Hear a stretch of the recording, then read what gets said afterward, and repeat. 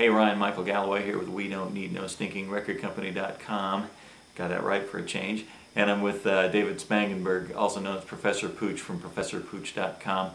And Professor and I are kind of two peas in a pod. We really think a lot alike, although the Professor is much, much stronger in the legal aspects of things and contracts and that kind of thing, which is why I turned to him for that kind of information, and why I think you should turn to him too.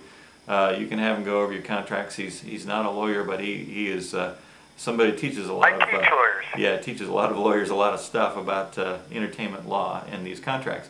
So we've been talking about 360-degree deals, or 360 deals, which basically is a situation where the record company is trying to get a piece of everything you're making, to kind of soften the risk, I suppose, of their investment. But and that's great that they want to protect themselves and they want to get a piece of everything they can. But the problem is, it leaves you as an artist in a situation where you might not be able to live off of what you make as a musician, no matter how as a musician you make that money.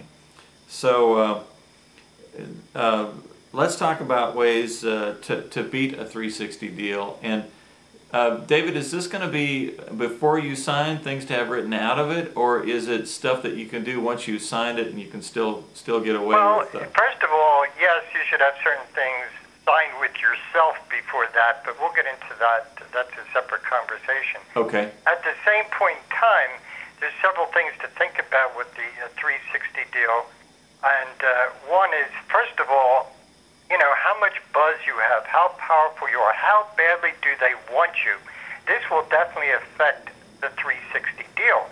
I mean, if Joe Schmo comes off the street with no background or anything like that, they're going to throw the whole book at them.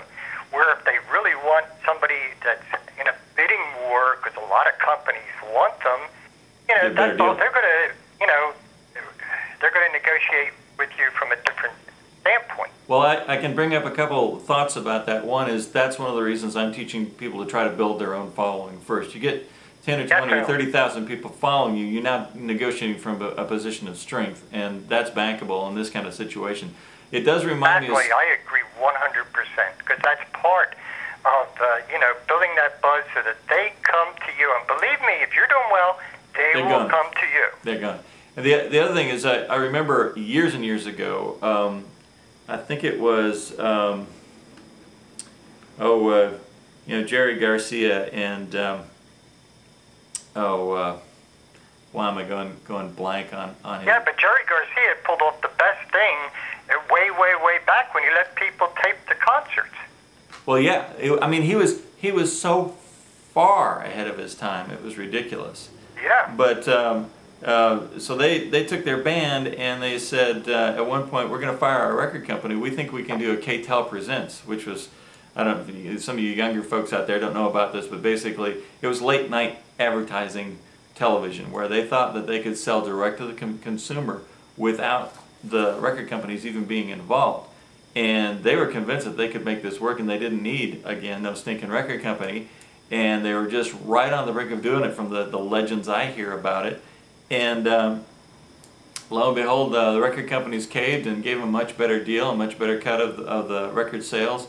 And they, by the way, you hit on something very important, and a lot of big stars are doing this, and that is trying to get out as early as you can, we'll discuss that too, from the record deal, because the record company is going to try to make you stay with that first horrible contract as long as possible, and you're going to try to make the contract as short as possible to get out, because a lot of the major artists are leaving and not going to another record company. Right. They're doing it themselves. They're already known, which is an advantage, because they have had the record companies, you know, multi-million-dollar push or whatever, you know, and they're using it and they're doing it themselves without the help of the record company, and they make way more money. Yeah, and it might even be more sane, even on our level, David. I mean, right now I'm selling my latest CD, just to give it a little plug. It's called Rock the Big House Down. The title cut happens to be just about this very thing, about wresting control back of the music business. But you know, I'm out there on gigs, and I'm selling this thing. Everybody says the CD might be dead. No, I'm selling them like crazy.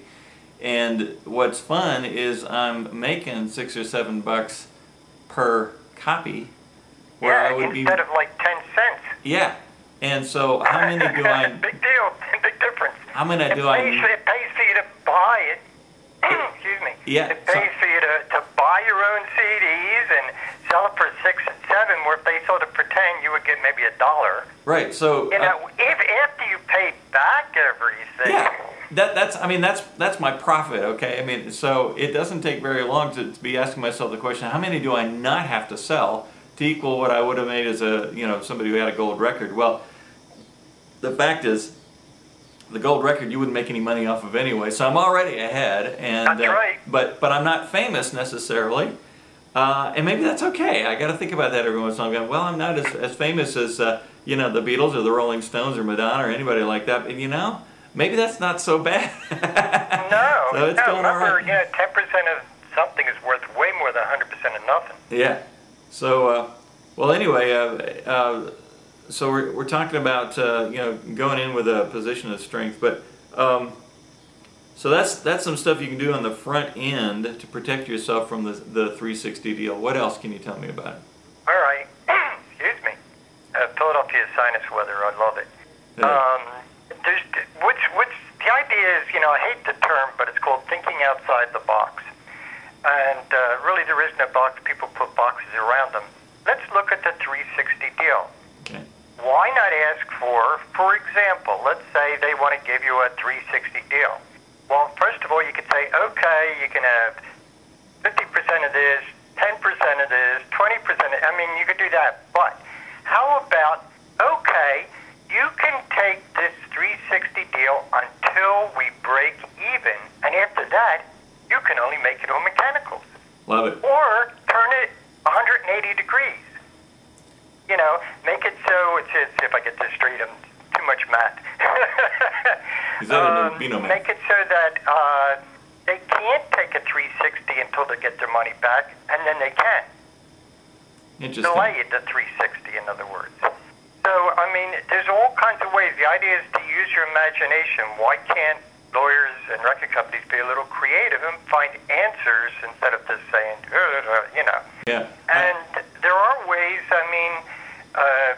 it's just like when you ask for your percentage to rise, as if it goes gold, all right, you get less of my publishing then, or if it goes platinum, you get less. And, they might okay something like that because at that point they're making a lot of money. Yeah. So there's all kinds of ways of negotiating around all kinds of deals. And don't forget that, the record companies and this whole machine that's producing your record are getting money in the first place anyway. Their prices, let's say they own the studio and they're charging you $250 an hour. Well, that's retail. That's not what they're paying. They're paying some rent and they're paying for some time for some studio engineers and that kind of thing. Oh, I could tell you horror stories of using the record company's own studio. Yeah. Believe me, I can tell you horror stories. That's the last thing artists want. That's why Prince's studio in Minnesota did so well. You don't want all the hats coming down and partying while you're trying to record. Right. Things like that. I can come up with a bunch of other examples that are hilarious. I remember my first recording thing. I was at RCA Records. This is too long ago. And I had this 70-year-old engineer who never heard rock and roll. And rock and roll was just really kicking out then. And they did not know how to mic me. They didn't know what to do with me. Oh, man. Oh, boy. They were doing classical with RCA. They weren't ready for Professor Pooch. Right. All right, man. Interesting stuff. We got more to talk about. I'm going to close it off tonight. This is Ryan Michael Galloway, and I'm with David Spangenberg, ProfessorPooch.com, and of course I'm with We Don't Need No Stinking Record Company.com, and we'll be back. Thanks.